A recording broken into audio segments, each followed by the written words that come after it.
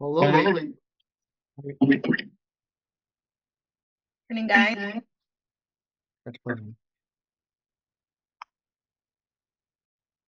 This meeting is being recorded. Here, I'll make you a co-host.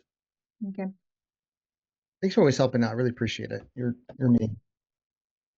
I don't care what everyone else says. I like you. Right? Hello. Just Your kidding. opinion is the one that matters. And no one has ever said anything bad about you. So just keep in mind. Except for me. Maybe a few times, but other than that. My son is getting into Just Judy, Uh-huh. and there's an episode like a clip where she says, "The opinion is the only one that matters." So that's why I told you, like, your opinion is the only one that matters. There you go.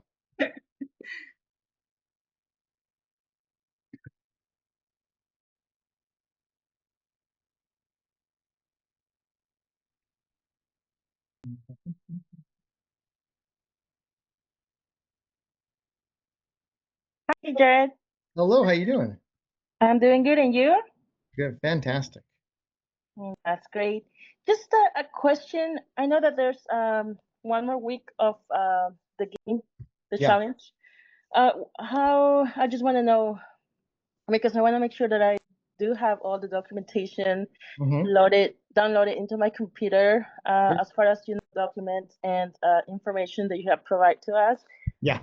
For how long more are we gonna have the access to the program or the course? Great question. So the one I've decided to just let you guys have access to it for at least another month or two to the next session's over. So I'm not gonna take away the access to that class. So for example, here let me show you because that's a good question because the other people are having the exact same questions. Bear with me 1 second. Thank you.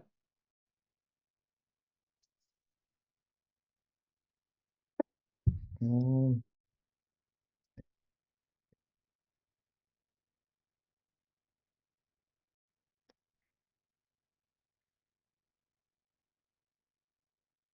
excuse me, all right, just one moment.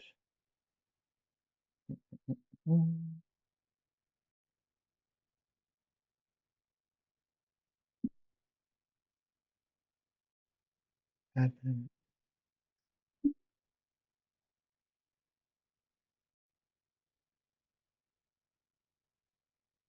Where is it?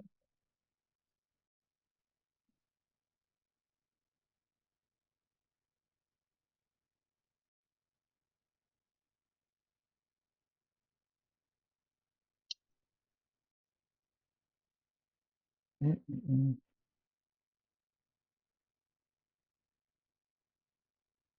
Sure, just for now.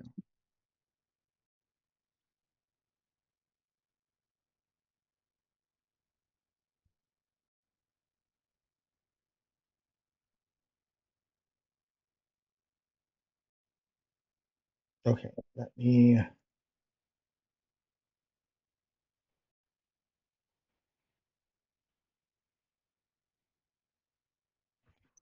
Okay, so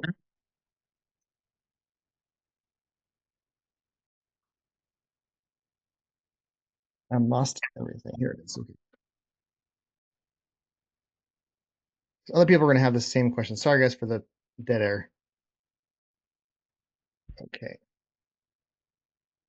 So the 60-day launch, right? The pre-launch classroom.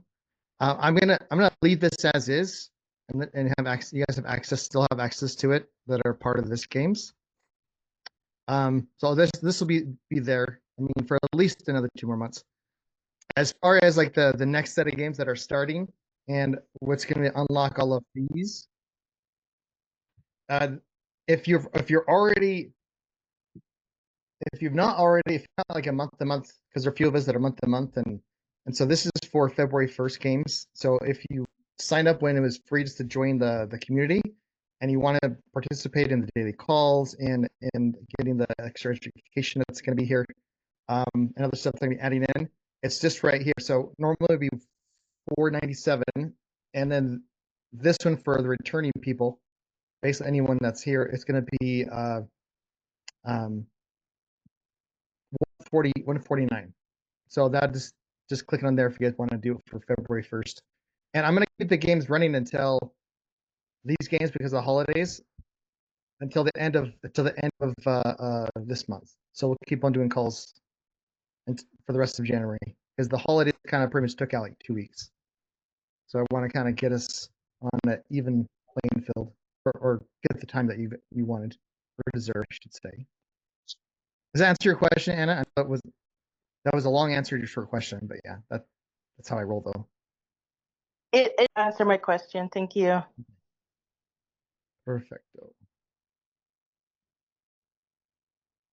And it's well, sorry. On your second challenge, are you gonna have the same dynamic? Yeah, we're changing a few things, but it's going to be basically the same thing. So I'm still going to do the daily calls. We'll have the classes. We're going to be doing cold calling bonanzas, door knocking bonanzas, and I'm altering how we are keeping track of MMAs and things like that. So it's going to be a little more clear. And I'm going to do more follow-ups on accountability partners. So I'm gonna do better at holding the accountability partners to hold you accountable, because that's the challenge. You're an accountability partner, but if you guys don't call each other or actually have the communication, then there's no sense of having an accountability partner, right? So it's important to be out there, reach out to them, let me know if there's challenges or whatnot with them, and then we'll figure it out from there. But I have some solutions working up, but I'm not ready to release just yet, but by February 1st it will be. So for people that are getting deals, you're getting appointments. Yep. And you're on that game, you're willing to go with the person and do a deal, like Sure. kind of deal.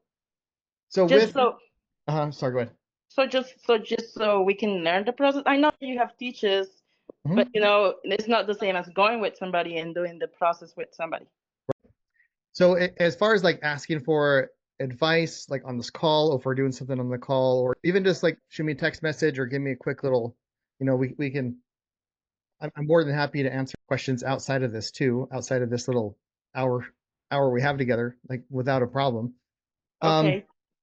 As far as like doing the deal together, I 100% am all in with that. If that's what you want to do, we would just do a joint venture in that case. So if it's like, if you just need like a question answered, no problem. Absolutely more than happy to give you tips, advice, whatever you need. But if it's like, hey, Jared, I want to watch you close this person, and this is like our deal, like it's not just on this call. Like I can call someone, one of your leads here, and that's still your deal forever. Ready. But if we want to do a little more, see it done in firsthand, then because that takes a lot more time and effort, then we just work out a joint venture, if that makes sense. Yeah, like going to the person's house and look at the house and going to all that process. Exactly. That would be very, very great for somebody that that doesn't know too much. But yeah, thank you for answering the question to me. Yeah, no, it's good. It's good. Yeah, because it can be. All right, Mom, I love you. I love you too, Josh. Yeah, it can be putting them right. Yeah, we are absolutely. So I love Josh. So yeah, absolutely. So it really depends on what you're looking for, right? I mean, like, yeah, if someone wants more hand holding, then no problem. We're just gonna do the deal together, So that's not a big deal either way. So cool. Question quick for you, Jared. Yes. Is the cold calling bonanza that's being done Saturdays, there a cost to that? So with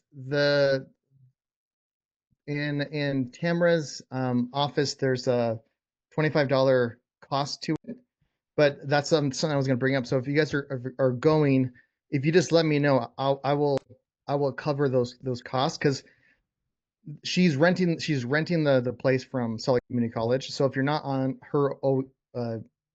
her subscription that she does through Natus, then it becomes really challenging for her to pay for that stuff. So if we have more than 5 people show up, I'm just going to cover all those costs myself and make sure she's good and happy. And then, because it's really, she wanted to do this event, she set it up, and then it fits right in line with what we're doing, so we can kind of make it a a win-win. The only challenge is that there is other intensive and other activities that, like Mission are putting on Richard Stock on the exact same day. But my activity is the one activity that'll make you money. That's all I'm saying. And is it going to be clear my throat a little bit? Sorry. Is it going to be Zoom or is it going to be in person? In person. Okay. Yeah. So we're going to talk more about. We're going to do. So it's a 3-hour event. So we're going to probably spend an hour or so, maybe less than that. I don't know, depending on the questions, whatnot. But and really, like, I'm willing to be flexible depending on the people, what we want to talk about. But I want to go over like the cold calling, the script. We'll practice a little bit, and then we might even, if people are really, really nervous, maybe we'll listen to me make a call or two, and then we're just gonna go ham. Everyone's gonna call. If you don't have leads, Tamara has a bunch of leads that you can just pick up and go. If you have the Deal Machine app, you do cold calling right there on your phone. So yeah, it's really cool. It's gonna be it's amazing. Like, it's the same thing with the Door Knocking Bonanza.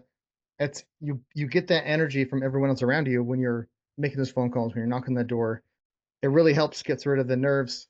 And when I can hear someone like resolve, or I hear someone else how they're doing it, like, oh, I like how she did that. I don't like how she did this. I'm gonna do the opposite. So I'll put in let me know if you guys are going. I'll probably put in the community a post about it, and then or a poll, I should say, and then just to see who's going. Then if I get more than 5, then I'll cover the cost with camera. So that won't be anything. If that makes sense. Yes. Okay, excellent thing. Who is planning to come to the Door Knocking Bonanza? What's the time? It's 11 to 2. Yeah, 11 to 2. You mean the cold calling, not the door knock? Did I say door knocking? Sorry. Yeah, cold calling Bonanza. Thank you. I just like saying the word Bonanza, so I mean, it's fine. Yeah, as long as I get the Bonanza in, we're good. Totally good. A great restaurant. Okay, Nate's going. Oh, is there a restaurant called Bonanza? You okay? You Yeah, have there's one fever? called Bonanza and one called Ponderosa. They were both great. Okay, Nate's planning to go. Heather's going. Cool. Couple more and for you guys. Okay, awesome. Any other questions before we start talking? We're going to a little bit of the training, and we'll wrap it up with some more questions if you guys want. Nope, good. Oh, Lily, by the way, did we get before I forget? Is everything good on your deal making group? Do you need to announce anything? Do you have any questions? Or? No, so far we are complete now. Oh, perfect. Okay, so you have the 15 and everyone's. That's awesome. Yes. Cool. Yes. Hey, can I ask a question about that real quick? Yes. I was just wondering, when I was on Deal Machine, it says your free trial ends soon or something like that. Is that normal? It's tomorrow. Yeah. So right, and you're doing it with Lily, right? Yeah. Rachel? Okay, yeah. So Lily signed up for, not to answer for you, Lily, but Lily signed up for the trial, and that's when she wanted to make sure everyone's like paying, because she didn't want to pay like $5,000 or whatever it was. Sure. So until she knows she has 15 people, so that's why. After the first, nothing will change for you. Is that right, Lily? Okay. Yeah, actually, yeah. That's all I was asking. Just want to make sure. Thank you. Yeah. Okay, not the first, but yeah. Perfect. Okay.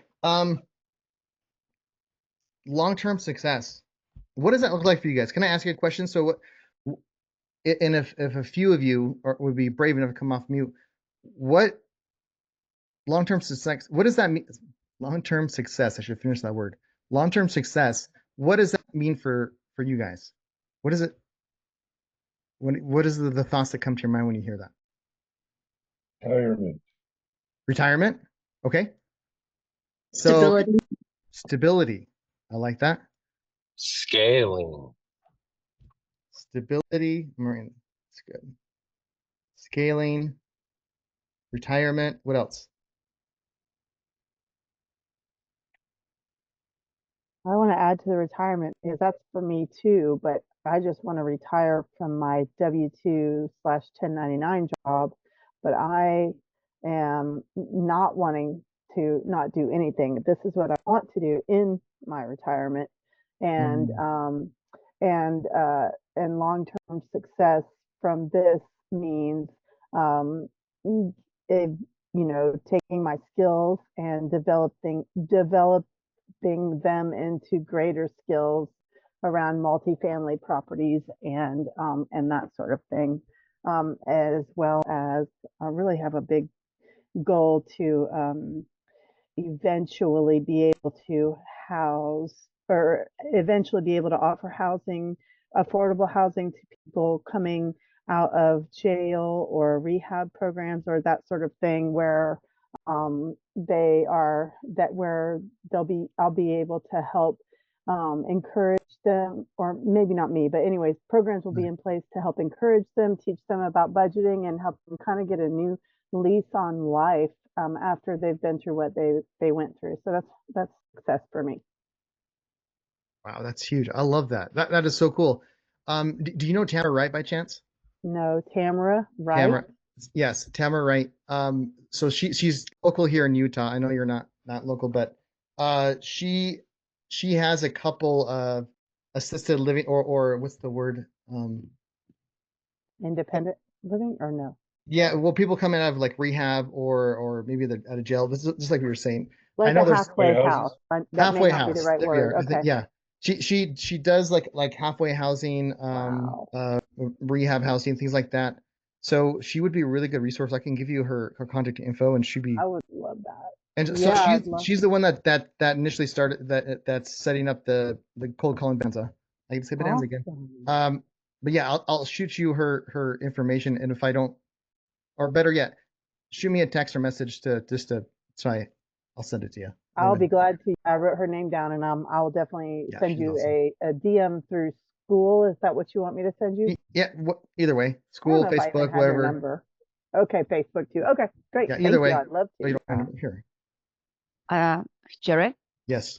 For me, long-term success, it depends on what I'm doing, especially if I want to be a wholesaler, I want to make sure that this is a career for me and goes for long term. By doing so, I have to have the right ethics, the right behavior for my clients, so they can refer me. That's what I've been doing as a real estate agent. Because sometimes, I want to make this big commission and I can just lie here or do unethical things. And that's fine because I make the commission, but that is not, it's a short career, And that's how I see in any activity that I engaged. If I want to make it long, I want to make sure that I do the things, I put the right foundation. Yeah. So then I have referrals for my business. That's huge. That's huge. I mean, man, she said something really important right there. Let's hear it. Point it out. She just says that I need to have the behavior and the ethics for my clients to refer me. That is huge. I mean, it is huge. It is massive. I mean, being able to get referrals or even testimonial videos. Just know that the behavior and the ethics that she is creates the long-term success for her and her clients, not just her. If you all caught that. It's huge. Good stuff. Good stuff, Lily. Good stuff. Of course, this can be good. Lily's, it's coming from Lily. Of course, it's gonna be good. Absolutely. You're so humble. You did. So, absolutely. I couldn't agree with you more. That's really good. I like how you pointed it out too, Josh. The ethics is massive. Yeah, buffalo sauce. Thank you, buddy. Where you're like, you want people to be at the closing table. You don't want them to feel like they've gotten fleeced. They don't want to feel like they've been taken advantage of, and by just operating in transparency, openness, and making sure their questions and their concerns, like they're getting the things that they want, like we talked about in the negotiations, the carrot and the stick, they're getting what they want and need, versus like they're getting what they want and need, instead of what's the word I'm looking for? Like they're getting the things that they're looking for and avoiding those pain points. So even they gave us like a $200,000 discount, or they're doing creative financing or whatever it is, they're happy about it. If they feel because they're in a tough situation and they were the back against the wall, and that was the only option they had was to sell their house to Lily, you know, they're gonna have some bad feelings and maybe not so much wanna refer her too. So it's all about like how we're handling the situation. Do we have compassion? Are we given the best options we possibly can? Where humility. Humility, absolutely. This recently we worked on a deal where back in 2020 I bought a property in Magna, and this same couple they called me and say, "Hey Jared, we have another house we want you to buy of ours because we need to move again." I was like, "Okay." They know I buy discounts. They know what I'm doing. But they had such a great experience. This is kind of the shadow what Lily was saying. They had such a great experience with me that they're happy to just, they know I'm going to wholesale. Like, yeah, find us a buyer. We loved how you did it last time. We felt like it was fair. It was good.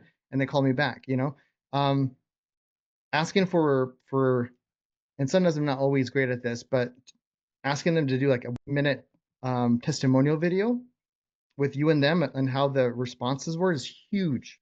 That's huge. Okay. So long-term success. I like that a lot, Lily. I really, really do. And one thing I do want to point out is she said that she wanted to make it a business. So right now, when we first start out, especially with wholesaling or anything kind of new, it's kind of a job.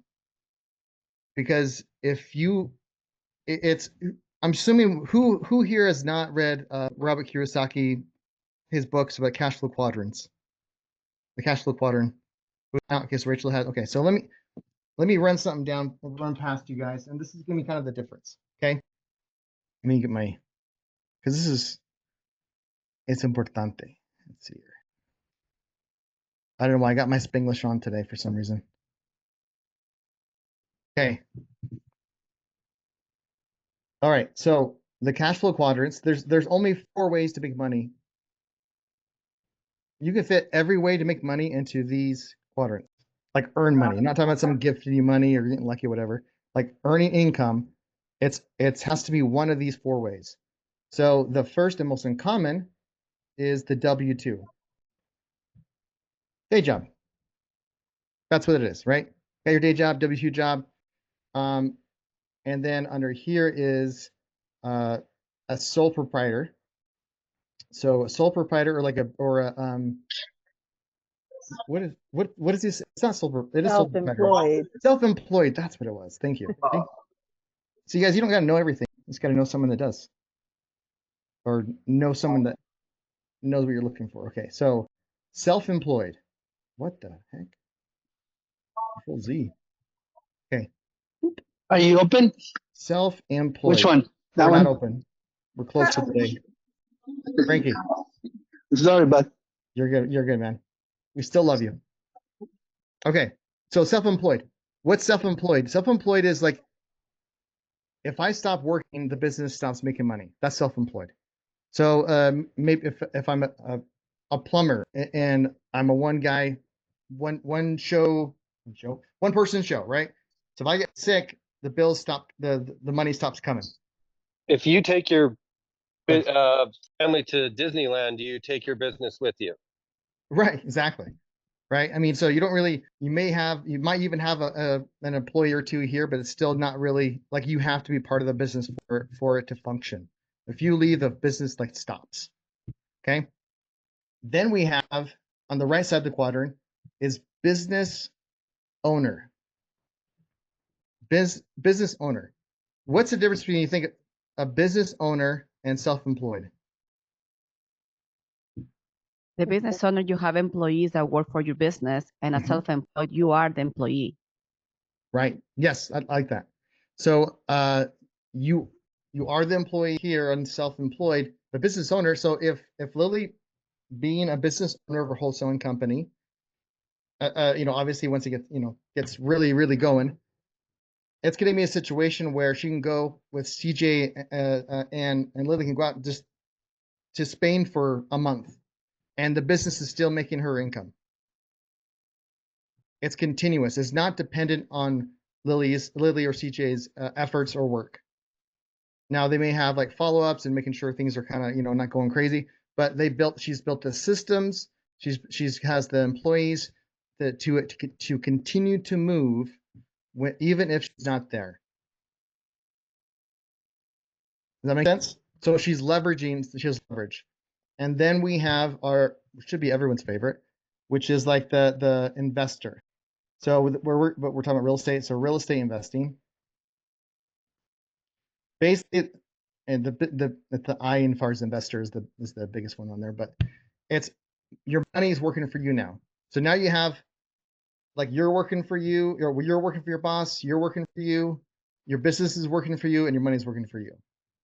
So that's difference is like you are doing the work, and then others / thing.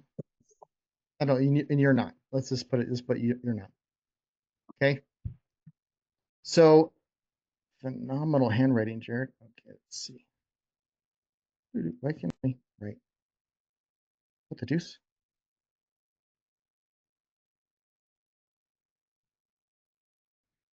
Okay, there it goes. Whatever. Okay. Does that make sense, guys? Yes. Can I say something? Questions? Yeah, please.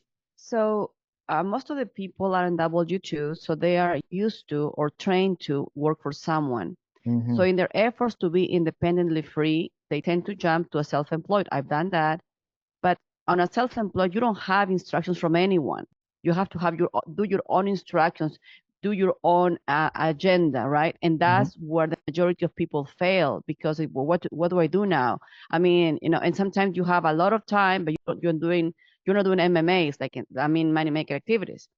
And then let's say you succeed on that. Let's say you are doing it, and like most of us, but requires a change of mind, because a lot of people get stuck in the self-employed quadrant, because it's how you think. They have a hard time to delegate, or a hard time to hire people. Hiring people means I'm going to pay them. And sometimes we think, oh, why I'm going to pay them when I can do it myself, right? Just that thought takes you forever in the self-employed quadrant. So again, those are money cash flow quadrants, but it's also a mindset quadrants. Nail on the head. Like, wow, 100% right. And I think a lot of people bounce between these two. Oh, I did. Oopsie. A lot of people bounce between these two, like the W-2 and the self-employed, that have some sort of entrepreneur mindset. They know that to build wealth, it's in business ownership, and so they think when they're self-employed that they're in business ownership, and they are, but not in this sense, because they're still in self-employed, because they built the business dependent on them and their actions. Now, is it bad to be self-employed? Is it bad to be W-2? No, not at all. Most business owners, when they built it from themselves, started here in the self-employment, and then built the systems and built it up, changed their mindset, like Lily said, first of all, but they built it to become a business instead of just a self-employment. So it's okay to be here as long as you have a plan to start coming over to the other side of the quadrant. So if wholesaling's like, let's just say wholesaling's like your way to go, like I want to be a wholesaler or whatever it may be, right? Any business that you build, the good mindset is like, I'm going to build this business so that I can sell it. If I am buying a business from a self-employed person, the only way that business will work if that guy stayed employed in that business and doing the things. So it's not really marketable, really, unless he wanted to stay on for a salary, like he wanted more dependent income, potentially, he or she, right? It's going to be really hard to sell a self-employed business, but it's a lot easier to sell a cash flowing business that's actually a business that's not dependent on its business owner. That way the new owner could, and even if you don't want to sell it or not, but that's how you want to build it. That's the mindset you want to get into. Like, if I have to sell this business, what will happen? If I left for 6 months, would my business be growing or would it be deteriorating? It should be growing. even if you're still gone, and obviously this takes some time, right? But when you start out, it's like, okay, so what can I do to make this business smooth? So, okay, what actions do I need to do to make it successful? So, for example, what is the steps for finding a deal? One, we need to get the lead. Oh my gosh, come on, dude, why don't you get? Okay, so we need the lead, right? Then we need like the lead's contact information.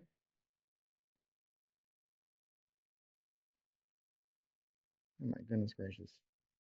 Anyways, I think we're just gonna go. So we'll just say, so the phone number, right? The contact information, some form of reach out, whether that's mailers, making a phone call. So reach out.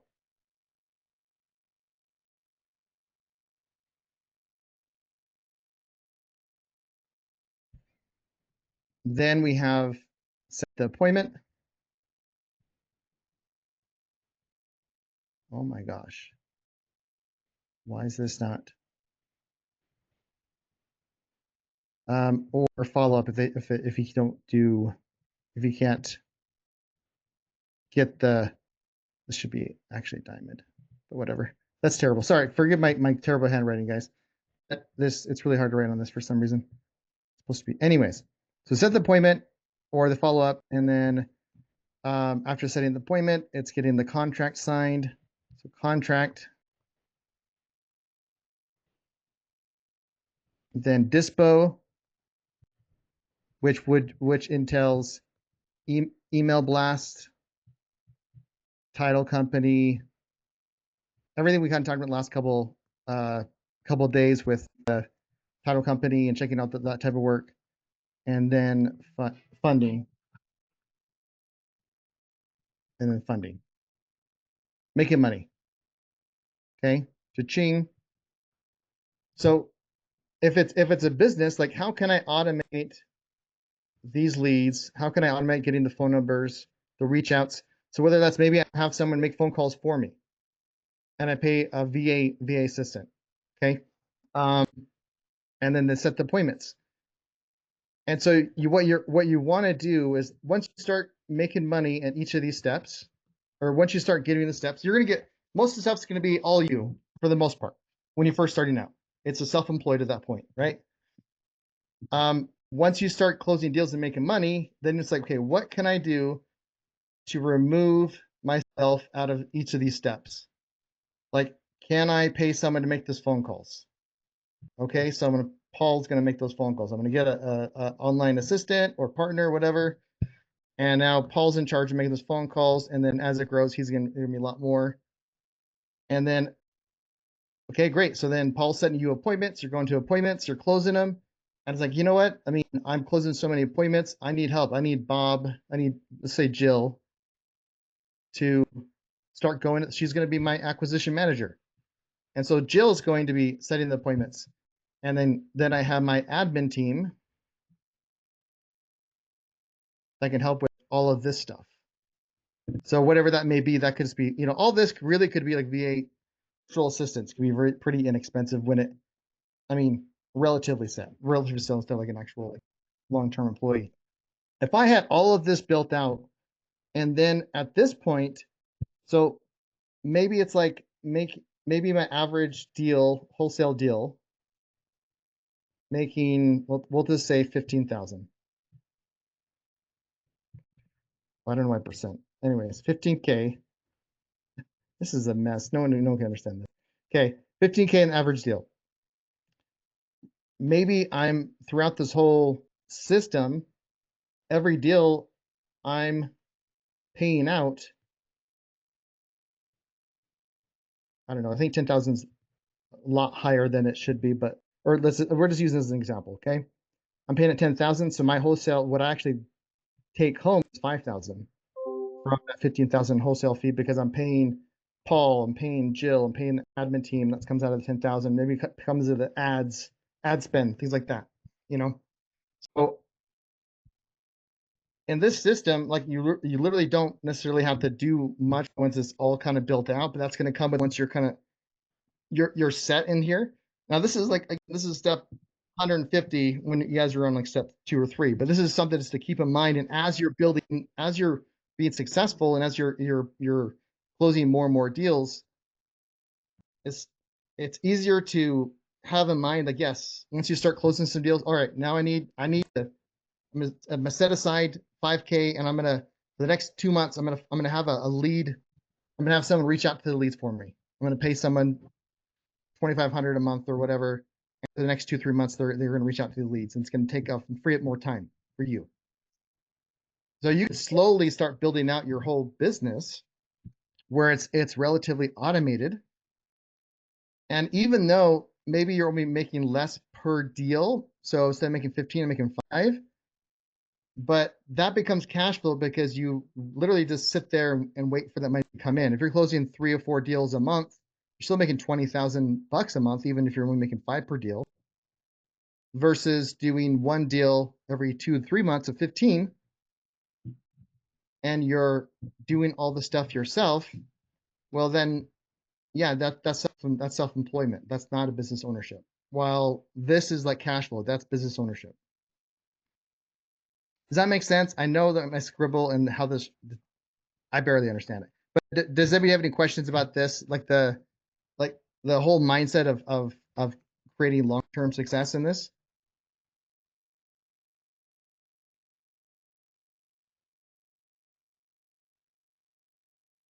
It's all clear as mud. Huh? Okay. I'm taking silence as you understand everything. Which, looking at my scribble, I don't know how you would, but it's okay. That's fine. No judgment. Okay. But that's how you want to kind of build out the system. And here's the thing, guys. Maybe wholesale is not for you long term. Maybe you just want to get the skill set of the skill set, like kind of Rachel said, she wants to get the skill set so she can go out and do her the multifamily, the rehab, the rehab company. So if she knows how to find deals, how to negotiate them, how to do all that, getting those skill set, like that's phenomenal, right? So maybe she doesn't want to or need to go through all of the systems. I mean, it would be cool to build a wholesaling business, and then on top of that, once it's kind of all set and go, then do like the longer term. That's fine too, but it depends if you really enjoy this or not, because you're still going to do a lot of work yourself, at least the very beginning. If you don't have a ton of money to put into it right away. So it really depends, right? So this could be like for me, so there's different phases too. One, the first phase, as listen, this is the world of Jared, okay? Is cash, is building up cash, okay? So this is massive income.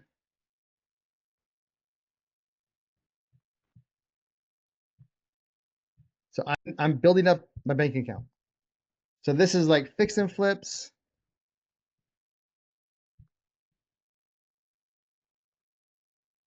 Wholesale, things like that. So stuff that you can do one thing, selling notes. There's plenty of ways of making big income, especially in real estate, in like one check, right? So building up cash reserves, building up income, paying off the debts, whatever that looks like for you guys, right? But that's where this massive income comes from. And then once you squirreled away enough of that massive income, then you want cash flow. Now that cash flow can come from a rental property, or maybe you put that massive income into like the wholesale business, like we talked about before. So it could be rental slash business ownership. You know, if you're doing a wholesaling business, for example, like we were just talking about, right? Jared, Yes, can you hear me? Something real quick. Yes, please. So when we are in the process of creating massive income in cash, one important thing is, as I said before, have an investor mindset, because when we are getting, I mean, fix and flips or commissions or wholesale commissions, Now our needs increase. We didn't have the needs before, but now we need this and that and that. So we stuck into that number one phase. Therefore, we can never move to number two to create cash flow. You know what I'm saying? Is your mindset. So if I know I am using this massive income to pay debts, perhaps to have my reserves, and then I'm gonna move to my cash flow activities, fantastic. But most of the people is staying number one, always getting cash and cash and cash, and always spending the money. So again, goes again with how do you think? What is what you want in long term?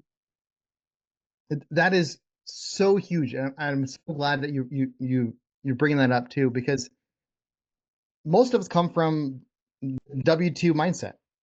Like I do my work and then I get a paycheck. So when we start venturing out of that W-2 quadrant, whether that's self-employment or business ownership or whatever that is, like, okay, cool. I did work. I found this deal. I got paid 10,000. Awesome. Now I'm gonna go. I'm gonna maybe pay up a little debt, but then I'm gonna spend it here. I'm not actually having that vision of putting somewhere.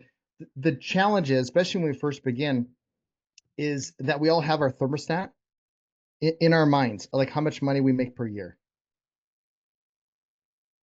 When I first started out in Walmart, like making $30,000 in a month or $50,000 or $100,000 a month would have been insane to even comprehend. Like that's definitely not anyone that I know has ever done at that time. That no one has ever done, and certainly not this ADHD dyslexic guy that works at Walmart. Like it wouldn't have even like it's not even the realm of possibility, not even close. But once I started to make some income, 10,000 here, $15,000 there, the 40,000, for a flip, whatever. Like I was kind of surprised how fast we spent that money. And it wasn't like just blowing it. But I mean, but we kind of did too at the same time. It's like paying off the debts, or there's always some reason to spend it. There's always some reason, and some of them were good, some were not. But my mindset was still my Walmart mindset. My mindset was still at just earning $60,000 a year. And when I made $60,000 in 1 month, it's like, it felt really weird. I had a lot of, I still go through this, I mean, but it's not nearly to the level, right? So it's like, not self-sabotage, but what's the word? When you don't think it's imposter syndrome. Imposter. Yeah, thank you. Yeah. It's imposter syndrome. It's like, well, like this is definitely not something I have ever done or will be able to do or anything like that. So I definitely get into it becomes a challenge where you just have to reprogram your brain through affirmations, and we don't have the time to really go into that, but maybe we can do a call on something like this. But the more actionable things that happen, like once I start making $10,000 a month, it's like, oh, okay, yeah, that's my thermostat kind of rose up. It's not that big of a deal. Like, oh yeah, I can do that. Like right now, if someone said, Jared, you got to make $1 million next month, I'd be like, oh, because it just seems so high from the most ever made in 1 month was 100,000. That's just $1 million is 10 times more. That seems so much more. But in reality, if I had a different mindset and was able to put in some systems where I could do that, it wouldn't feel so scary. But once you start making the money, you can scale up. Does that make sense? So mindset's huge. Mindset huge, and thinking long term too. So like I said, if you're building your business, build your business as if you're going to sell it, whether you want to sell it or not. Doesn't matter. Start building your business as if you plan to sell it. And then you will start structuring systems. You start, how can I take myself out of this whole process? Write down the whole process, just like how I just did a minute ago. And whatever that business may be that you're doing, whether it's wholesale and different, and how can I remove Jared from this process? So now we have cash flowing. So massive income, right? It's massive income. And then we're going to cash flowing. Now for me, like cash flowing, obviously you want generational wealth. That's amazing. But at first you want properties that are going to give you decent cash flow, right? So you want to replace any income expenses times 2. So if my monthly, and this is just the world of Jared, Okay, so I mean, get with your own professionals, but so like if my monthly expenses is 10,000, I want to get enough cash flow where I'm getting at least 20,000 a month. So I'm double it, right? So I'm double my expenses. And as you're going through this phase, it's when you're making this kind of money, it's really here's another trap. So we talked about, Lily's trap about just making that kind of, that money, just spending. This is the same trap where it's keeping up with the Joneses. The people that are doing really good, that have really good jobs, most of them, the average American that has a really good job, they're just as broke as everyone else. They're just broke at a higher level. If I got a raise of $1,000 more a month in my regular job, and then oh cool, awesome, we're making an extra $12,000 more a month. Great, now I can afford that boat. Now I can buy this widget. Now we can buy this bigger house. And now their payments at their monthly expenses rise more than that $12,000 that they got for the raise. And so they're actually worse off than if they ever got that raise, because they're trying to keep up with the Joneses. They're trying to keep with appearances or whatever it's in their mindset, right? So it's important to setting your budgets. Like if my monthly expenses is 10,000, and that's high in my opinion. I mean, I'm sure there's people that spent, my world, I guess, right? So for monthly expenses, like to live, if you're budgeting 10,000, like keep it there, keep it comfortably, and then like, okay, now I'm going to try to double it, whatever that may be. Your number is going to be your own number. Okay. Does that make sense as far as keeping up with the Joneses, what I'm trying to say? Sometimes I don't explain things very well. Then thirdly, you're doing a great job, Jared. Thank you, sir. Generational wealth. So this is where you start making moves that's gonna be long-term plays. Where for an example, you might find a rental that maybe doesn't cash flow really well, but it's in a really good appreciating area. You got a really good interest rate. Maybe you're only making like $100 a month, but you have plenty of reserves. If something goes wrong, it's already like it's a higher end property, so you don't really have to do anything as far as like maintenance goes for the next like 10 years, really anything big. And so, but it's gonna give you those tax breaks. It's gonna be those generational wealth. So that's when you're looking into bigger units, like multifamily, where it's not just going to build you like cash flow, but it's giving you those other four things that like rentals give us. So we have like the cash flow, yes, sir, cash flow. Then we have tax, so depreciation.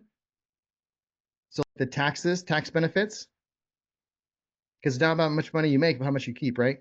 So depreciation, appreciation. So as prices go up, the value of property goes. And then there's amortization. If I have a loan on the property, which I should, the renter is paying that mortgage payment, and part of that payment goes to principal, which means you owe less than you did months before. So your equity is growing. Your equity is growing because you're paying down your debt, or your renter is, and then your cash, and then if you're in a high appreciating area, your property is going to increase in value. So your generational wealth is going to increase. One property that you buy, like just an example, let's just think about this. If I would have bought property, or let me phrase it. So our first house that we bought in Ogden, this is before I knew Renatus or real estate or anything like that. We sold it and moved out here to Twilla. My wife really, really wanted to leave that as a rental.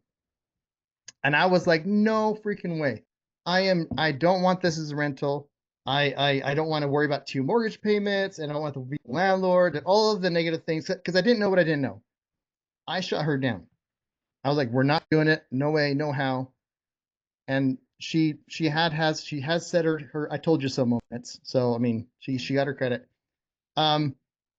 If we would have held on to that house, because we bought it and it was like 130,000. We first bought it. This is like 20 years ago, guys. Okay. So it was like 130,000. Now that house is worth over 300. And then if we would have had cash flow on top of that, I mean, that one asset would have sat there and increased my wealth by over 200,000, let alone the tax write-offs. I mean, this is just for appreciation wise, right? So that would increase my net income and my wealth by 200,000 just by holding on to it. Even if I didn't make any cash flow on it, it still would have, I would have had the taxes and the amortization, all that stuff. So by the 10 years, it's probably closer to 300 or 250,000 just by holding on that one property, right? That's the amazing part about all of this, right? It's building generational wealth where your kids are going to be in a situation, and that's where you want to watch the tax and legal stuff, right? That's where you build it. And Garrett Gunderson in his classes talk about structuring the generational wealth and all that stuff. But right now, I think you guys need to focus on, most of us need to focus on these two steps. And then again, a lot of this stuff is steps 50, 60, 100. Well, while we're still in step 2 and 3. Okay. So, I mean, I do appreciate Rachel's post she made is very transparent and vulnerable. So thank you for that. It was really, and I think a lot of people feel the exact same way. So it's all about looking at the next step instead of getting overwhelmed, which is for people that are especially ADHD like myself, like that gets really, it's even an extra hard level to keep focused on what's in front of you versus the 30 other steps that's in front of you. That's going to be after that next step. So that's why I'm very like don't do deal analysis until you've talked to the person. Don't do, work on this step in front of you and before you start doing anything else ahead of it. And then that's going to remove a lot of the fear because you're just focused on that one thing versus everything else. And knowing that no matter what happens, you're going to get, you can't lose. You ask someone for a sell or to sell a property, they tell you no. Okay, great. I just got more experience. I didn't have a deal before and I don't have a deal now, but I gain experience. It's like we said before the other day, like we either win or learn, that's what it is. Okay. Taylor did say, I would love to be able to retire early. That's my long-term goal, financial freedom. Okay.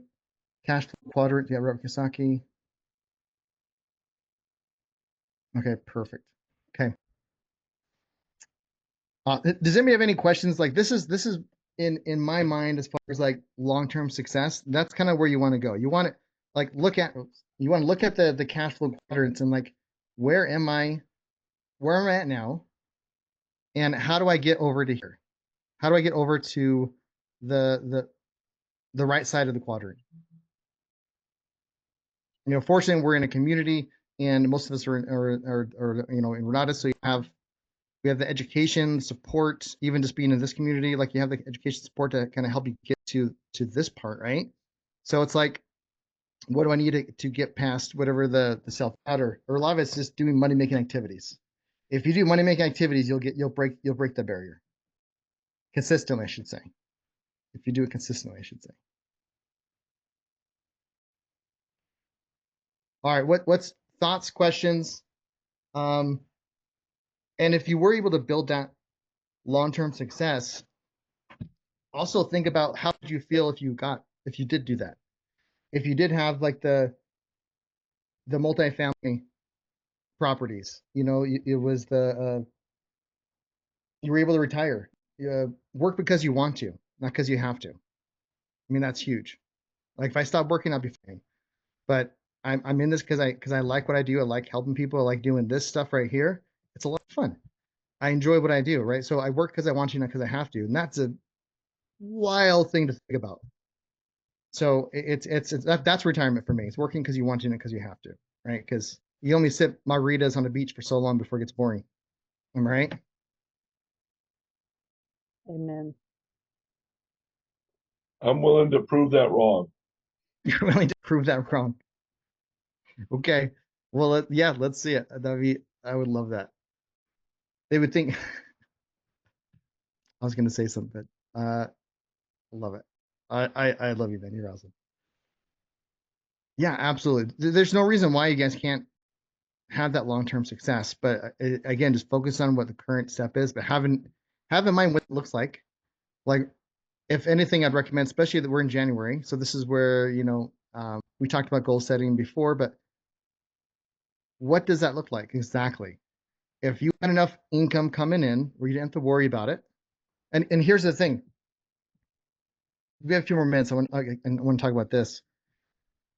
When we have kids or we meet kids, what's a common question we ask them about their future? What do you want to be when you grow up? Yeah, that common question, right? What do you want to be when you grow up? That's the wrong question. The question is, what kind of life do you want to have? I like that better. What kind of life do you want to have? Yeah, good. We're all, like, part of this so many times, and Renata's, I think you've said it, we're all basically taught, go to school, study hard, get into a good college, and then get a good job. But that's in my opinion now, looking back at age 52, I'm like, that's the worst advice I could have gotten. And I don't want to give it to anybody else. And that's a good way not to, what you just said. Mm-hmm. Well, and if they can articulate what kind of life they want to have, or if you guys can articulate yourselves to yourselves or to your partner what kind of life you want to have, then you can reverse engineer that.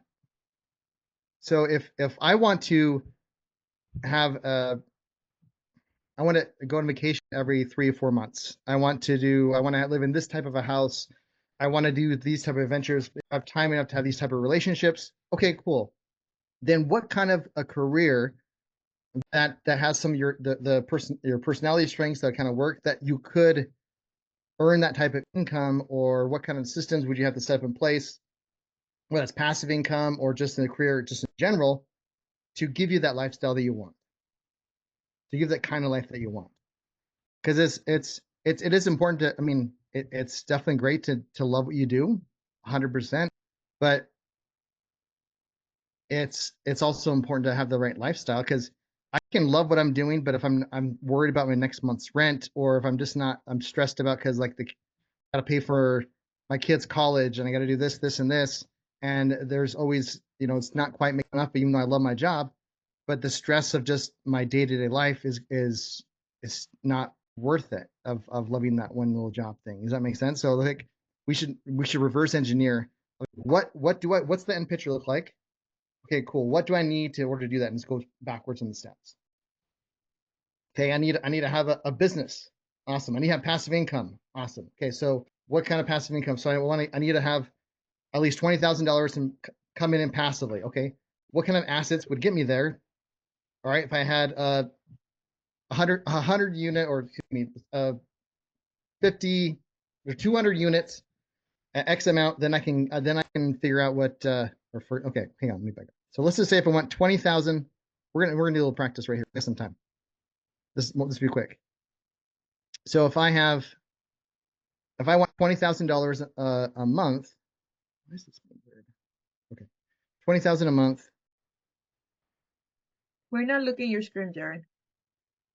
Ah, okay. Well, I'm just using my calculator. So 20,000 a month, and divided by, so if you're on, like, I want to make at least $400 a month in cash flow per door.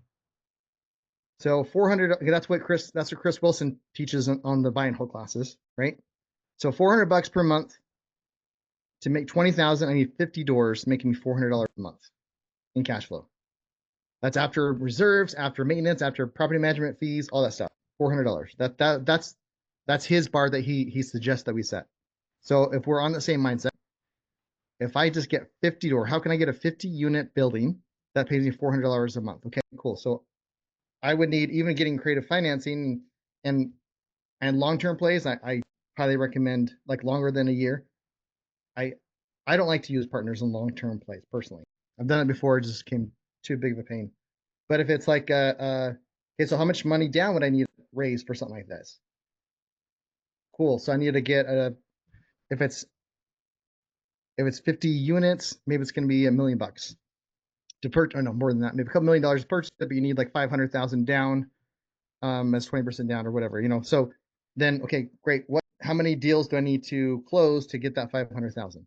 And then you just go backwards, everything up, just reverse engineer, like, hey, cool. Now I need to do this, and this. And then once you get to 50,000, then you're there, right? Oh, there you go. See, Lily has, if someone's looking for some cash flowing properties or potential cash flowing. San Quinn, 30K down, seller financing 5.5%. Not bad, not bad. See, so there's stuff out there, right? You start getting those deals, getting cash flow, and yeah, that's how you get long-term wealth. Backwards math. What kind of life do you want, and then just reverse it. What will it take for you to get there? How long? And put time frames. If you don't put any type of time frames, even goals or anything like that, it's going to be out there, because if we put specifics of goals with time frames, it does open us up to failure. And so a lot of times when we're doing our goals, we're not specific because our subconscious, we don't like failure. Well, subconsciously or consciously, we don't like failure. So if I articulate exactly what I'm shooting for and I miss it, oh, I failed. So that's why a lot of times in our goals, in general, like we don't even write it down, we don't do it, we just kind of have in mind something, and we're kind of vague on a lot of stuff. If I just want more money and I'm not specific how much money I want, great, I found a quarter in the ground, I made more money, hit my goal. But if I want to get $20,000 a month in passive income, okay, cool. By this date, and I'm gonna do it by doing X, Y, and Z. All right, your chance of success just dramatically went up by like 1,000%. All right, any last thoughts before we call it? Was this helpful? I hope, like getting the big term and long term success. Rearranging. This was huge. I really needed it. Oh, good, good, awesome, It guys. was great, Well, Jared.